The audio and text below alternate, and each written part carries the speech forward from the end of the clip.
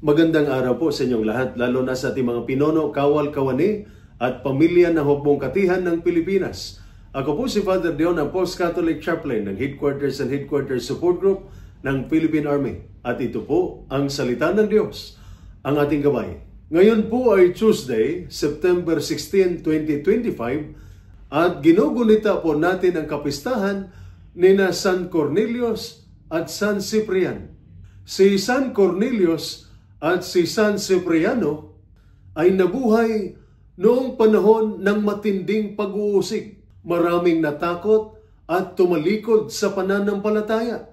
Ngunit sila ay nanindigan, matatag sa pamumuno, mapagpakumbaba at tapat sa mga taong ipinagkatiwala sa kanila ng Diyos.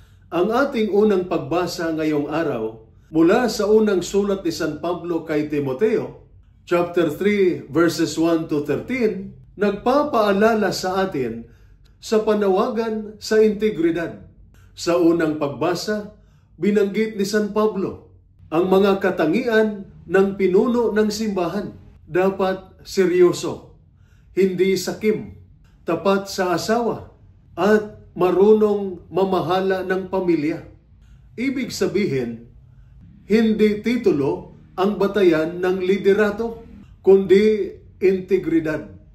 Para sa mga sundalo, alam natin ito.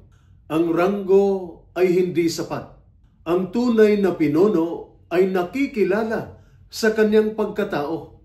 Kung paano siya naglilingkod, tumutupad sa salita, at matapat sa kanyang tungkulin.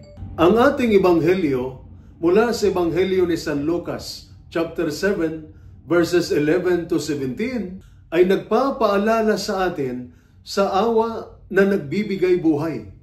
Sa ebanghelyo, nasa lubong ni Jesus ang isang byuda na nawalan ng kaisa-isang anak. Nakita niya ang kanyang pagluha at naantig ang kanyang puso. Sinabi niya, "Huwag kang umiyak." At ibinalik niya sa kanya ang kanyang anak na buhay. Binuhay niya ang kanyang anak. Ang mga tao'y nagsasabi, dumalaw ang Diyos sa kanyang bayan. Ito ang puso ng tunay na pinuno, habag at malasakit. Hindi malamig na kapangyarihan, kundi pusong nararamdaman ang hirap ng iba at handang magbigay buhay. Ganyan din sina Cornelius at Cipriano. Handa silang ipagtanggol ang mahihina at ialay ang kanilang buhay para sa pananampalataya.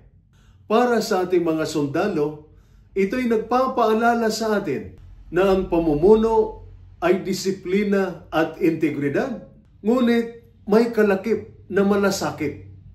Ang mabuting pinuno ay matatag sa misyon, ngunit hindi nakakalimot sa mga taong kanyang pinaglilingkuran. Para sa pamilya, ito'y paalala din na ang tunay na lakas ay hindi lamang sa pagbibigay ng pangangailangan, kundi sa pagmamahal, pakikinig, at pagbubuhat sa isa't isa sa oras ng pagsubok. Para sa ating lahat, ito'y nagpapaalala sa atin na ang pananampalataya ay hindi lamang kapag madali o komportable. Kailangan ang tapang at katapatan. Tulad ni na Cornelius at Cipriano na nanindigan kahit hanggang kamatayan. Kaya ito'y isang paanyaya sa atin na magpapakita ng integridad, maglingkod ng may malasakit, at manatili tayong tapat kahit subukin. Naway tularan natin sina Cornelius at Ciprian, maging tunay na sundalo ni Kristo, disiplinado, matapang at may malasakit, upang makita ng tao sa ating pamumuhay, tunay ngang dumalaw ang Diyos sa kanyang bayan. Ito po ang salita ng Diyos, ang ating gabay. Manalangin tayo. Amang makapangyarihan, itinataas namin sa iyo ang aming mga sundalo at kanilang pamilya Pagkalooban mo sila ng tapang sa gitna ng panganib, lakas sa oras ng panghihina, at pag-asa sa oras ng pangamba. Iligtas mo sila sa bawat misyon at pagpalain ang kanilang mga mahal sa buhay na naghihintay sa kanilang pagbabalik.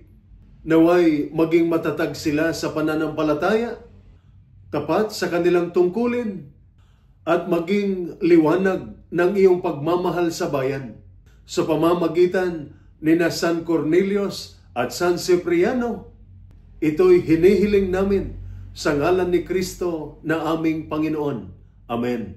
At sumainyo at sa inyong pamilya ang pagpapala na makapangyarihang Diyos, Ama, Anak at Espiritu Santo. Amen.